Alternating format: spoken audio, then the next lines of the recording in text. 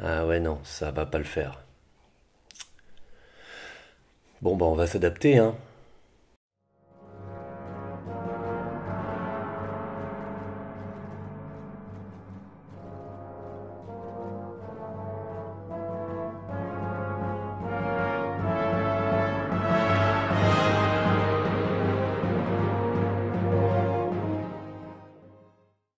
Aujourd'hui, nous allons voir l'intérêt tactique d'une chaîne de commandement avec la bataille de Pydna en -168.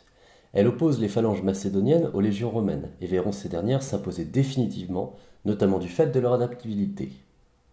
Nous sommes déjà un siècle après Pyrrhus et les Romains sont désormais clairement une puissance dominante après la deuxième défaite de Carthage. Et une destruction à venir, mais chut. Tout naturellement, Rome se tourne vers l'Illyrie, la Macédoine et la Grèce. Après les deux premières guerres macédoniennes, les descendants d'Alexandre sont affaiblis et la Grèce retombe dans ses travers de division en cité-État. C'est alors qu'un certain Persée de Macédoine prend la tête du pays et tente de réunifier la région en se faisant le champion pouvant contrer la toute-puissance naissante romaine. Un antisystème avant l'heure, quoi. Étonnamment, les Romains n'apprécient pas trop. La troisième guerre macédonienne éclate en -172, mais les Romains peinent face à une armée qui s'était préparée. Entre des attaques contre-attaques, la résistance des alliés romains et une défaite assez cinglante à Callinicus, le conflit s'enlise. Il faut 4 années et l'arrivée du nouveau consul Paul-Émile pour que Persée se retrouve forcé à mener une bataille ouverte avec toute son armée. Après avoir pris en tenaille l'armée macédonienne en divisant ses forces, Paul-Émile contraint Persée à quitter sa position défensive. Ce dernier, avec ses phalanges, préfère alors se jeter sur les légions romaines dans une plaine non loin de Pydna, où ses troupes seront avantagées. Du côté macédonien, on est sur du classique. Formation en phalange, ligne parfaite pour dresser un mur de pique, l'enclume quoi. Par contre, de l'autre côté, on a les légions romaines. Formation alors semi-professionnelle, elle est beaucoup plus adaptable et a été éprouvée par plusieurs guerres. À ce moment, une légion, c'est théoriquement 4200 hommes divisés en 30 manipules, chacune composée de 2 centuries. Chaque échelon a ses officiers, ce qui rend très simple la communication entre chaque échelon pour faire descendre un ordre. Bon, notez que le modèle n'étant pas unifié, il varie en fonction des troupes alliées. Par exemple, à Pydna, 2 légions rassemblent 26 000 hommes, ce qui en fait presque des légions doubles. Bien entraînées, les troupes peuvent effectuer des changements de formation rapidement, sur ordre du centurion, chef de la centurie. En triangle.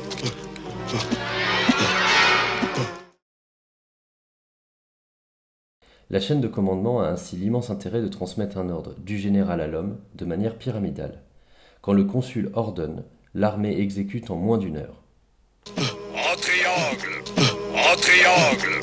En triangle. La phalange n'est pas dotée de ce système.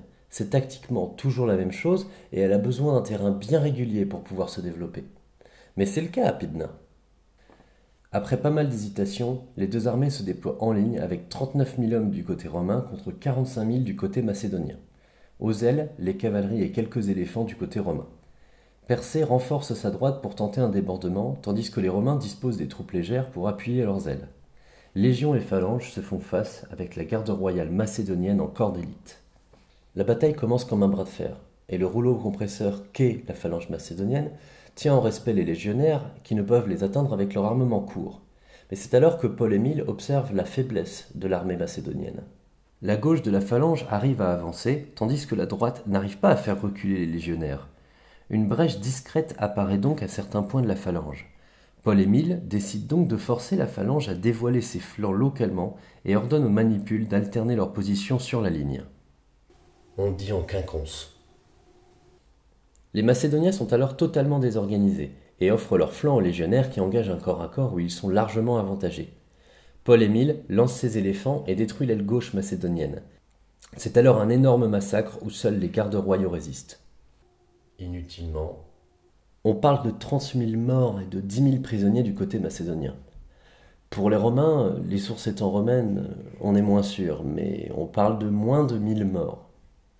Toujours est-il que Persée s'enfuit, mais est incapable d'éviter la disparition de son État.